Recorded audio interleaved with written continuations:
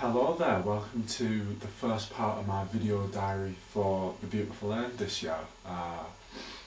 We'll be covering kind of two topics about once a week. I'll tell you how my training's been going and how all the stuff outside of the training's been going as well, because that's a pretty essential part of the journey. As you can see, this is done on the cheap, a little camera plugged into the computer, Windows Movie Maker, and it's straight to you. It's pretty unedited. So yeah, forgive me if I slip up and say anything that I shouldn't. So training this week, I began. It's now day 8. It's the morning of day 8. Training began on day 1 last Monday, and I trained for the first 5 days of the week in Newcastle. I've done a little bit of supplementary training at home over the weekend. My training with Nick has been really enjoyable. It's just nice to get back into a training environment again. Our sessions have lasted kind of an hour and a half. Most of them have been pretty light. We've done a lot of flexibility stuff because I'm very stiff, which we found out from physiotherapy screening that I've been to. The video's now up. Yeah, so a lot of stretching, a lot of balance and stability work, and some sprint mechanics just in walking to get my body used to doing that at slow speed, so that when I get up to higher speed it's better than it is, because my sprint form is quite raggedy at the moment. So yeah, the sessions have been quite light, but like I think I've said, we have to gear my body up to be able to train 5 days a week at a low level, so that then I can increase upon that. The other side of the physical work I've been doing was a bit of ball work. Now, I did ball work Monday, Tuesday, due to my right foot really not used to be kicking a ball repeatedly again and again and again for an hour or two. Actually picked up a bit of a knock on Tuesday, so I haven't done any ball work since. Also, on Thursday we did testing with Northumbria Uni. I had a medical examination, we checked my blood, I spoke to the nutritionist. Then we checked out my leg power and leg strength before doing some running tests. Very soon some of those results will be with you, some of them will be with you a little later on, and you might be able to do a direct comparison with what you can do. I mean, my vertical jump, for example, was about 48 centimetres, which is not great, but considering I'm untrained is decent. You'll find out my percentage body fat in a video that's coming your way very soon. So yeah, we're going to be carrying out some more of those tests as we go along. You'll see them, you'll hear the results. So yeah, testing was good. Watched a lot of footage this week. There's been a lot of football on, with Champions League and UEFA Cup, and then the big Super Sunday yesterday. Come on, the Arsenal. Yeah, so I'm going to get more into the modelling aspect as I go along, and I'll be able to tell you more about that as I go as well.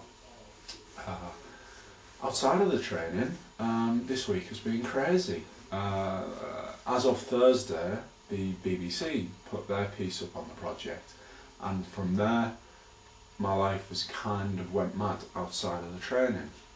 We've had numerous emails, messages, phone calls, comments on the website like I've never seen before, people joining the Facebook group, people getting in touch in every possible way that they could, and it's fantastic. So thank you if you're one of those people who's got in touch.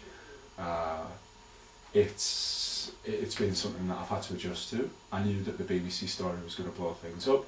I didn't know how much, and the reason that I'm talking about this is because this is such an important part of the whole journey in terms of our funding. I'm just about to run out of money, so the sooner that we can get some kind of sponsorship in, or the sooner that we can get the idea commissioned as an actual full TV documentary, the better. Secondly, it will hopefully provide the doorway that we can walk through for access to players. The more access to players that I can get in match situations, in training, in personal meetings, the better. So the